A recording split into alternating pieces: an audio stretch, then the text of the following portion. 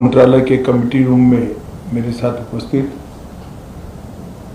श्रीमान मानिक शाह जी, मुख्यमंत्री त्रिपुरा, श्री विप्लव देव जी, पूर्व मुख्यमंत्री त्रिपुरा,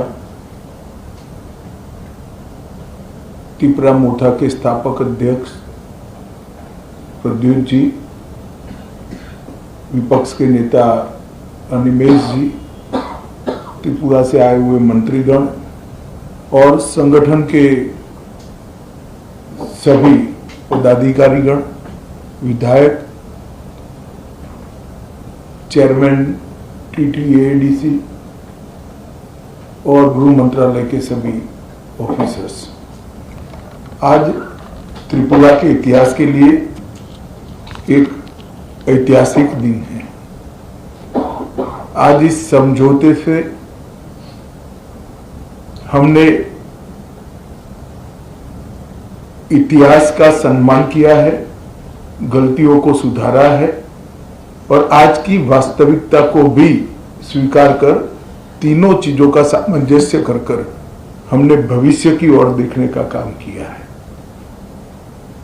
इतिहास जो है उसको कोई बदल नहीं सकता, मगर उसमें जो गलतियां हुई है इसको सीखकर आज की वास्तविकताओं को नजर में रखकर हम आगे जरूर बढ़ सकते हैं। और मुझे आनंद है कि त्रिपुरा मोर्चा ने, सभी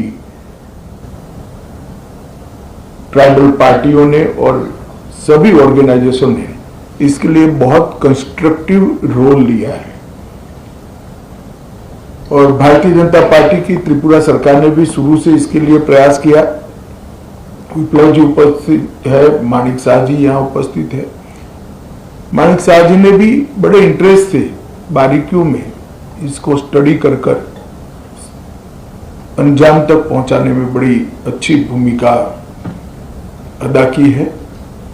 मुझे विश्वास है कि मोदी जी जो विकसित भारत का स्वप्न लेकर चले हैं, वो स्वप्न में त्रिपुरा भी अपने योगदान के लिए भी कटिबद्ध होगा और अपने हिस्से के लिए भी कटिबद्ध होगा। जब विकसित भारत बनेगा उस वक्त त्रिपुरा भी विकसित त्रिपुरा के रूप में आगे पर स्वप्नों के साथ आगे बढ़ेगा। प्रधानमंत्री जी के नेतृत्व में गृह मंत्रालय ने उग्रवाद मुक्त, हिंसा मुक्त और विवाद मुक्त नॉर्थ ईस्ट की कल्पना को साकार करने का प्रयास किया है। हमने ढेर सारे संगठनों से बात की, सरेंडर्स भी बहुत हुए। करीब करीब 10,000 लोग हथियार छोड़कर मेन स्ट्रीम में आए हैं और इसी के कारण आज नॉर्थ ईस्ट में विकास का एक माहौल बना है। ब्रू रियांग का समझौता हो या सीमाओं का समझौता हो, शुरुआत उसकी त्रिपुरा से ही हुई थी और ये टर्म में अब क्योंकि हम चुनाव में जा रहे, अंतिम समझौता भी त्रिपुरा का हो रहा है। 2019 में NLFT SD के साथ समझौता हुआ था, 20 में ब्रू समझौता हुआ, 20 में बोडो समझौता हुआ, 21 में कार्बी समझौता हुआ, 22 में आदिवासी समझौता हुआ, 22 में असम मेघालय अंतर्राज्यीय सीमा का समझौता हुआ, 23 में असम अरुणाचल अंतर्राज्यीय सीमा का समझौता हुआ, 2023 में दिमासा शांति समझौता हुआ, 2023 में UNLF का समझौता हुआ और 2023 में ही उल्फा का समझौता हुआ और अब ये समझौता हो रहा है। तो कुल मिलाकर 11 अलग अलग प्रकार के सीमाओं से जुड़े हुए, अपनी पहचान से जुड़े हुए, अपनी संस्कृति और भाषा के लेकर संघर्ष करने वाले सभी के साथ सामंजस्य पूर्वक बात कर हमने संघर्ष को समाप्त करने की दिशा में काम किया है। मुझे बहुत आनंद है कि आज त्रिपुरा, हम विवाद मुक्त त्रिपुरा की ओर आज से आगे बढ़े हैं। मैं प्रद्युत देव जी को बहुत बहुत धन्यवाद करना चाहता हूं।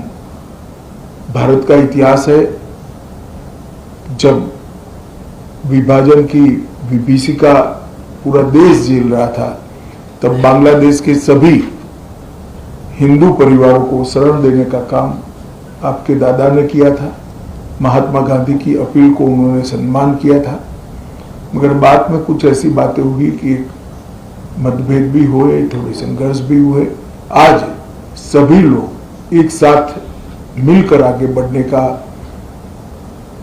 निर्णय कर आगे बढ़ रहे हैं। उस वक्त मैं इतना विश्वास दिलाना चाहता हूं कि आपके अधिकारों के लिए आपको कभी अब संघर्ष नहीं करना पड़ेगा। भारत सरकार 2 कदम आगे उठकर सभी के अधिकारों की रक्षा करे, अधिकार की रक्षा हो, इस प्रकार का तंत्र विकसित करेगी। मैं फिर से सभी स्टेक होल्डर्स का बहुत बहुत धन्यवाद करता हूं।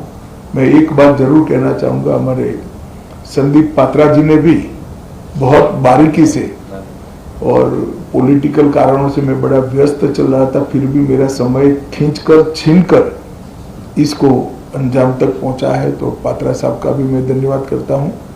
और आईबी की ओर से हमारे जो नेगोशिएटर हैं और जिन्होंने समझौते को मूर्त रूप दिया है, इस सभी को धन्यवाद कर मेरी बात की समाप्ति करता हूं। सभी को बहुत बहुत शुभकामनाएं और धन्यवाद।